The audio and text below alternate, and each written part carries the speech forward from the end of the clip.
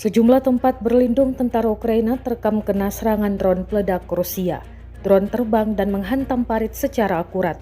Rekamannya beredar di Telegram pada Sabtu 7 Desember 2024. Dalam keterangan unggahan disebutkan inilah rekaman spektakuler dari kerja tempur operator drone Rusia untuk menghancurkan tempat perlindungan tentara Ukraina menggunakan drone FPV.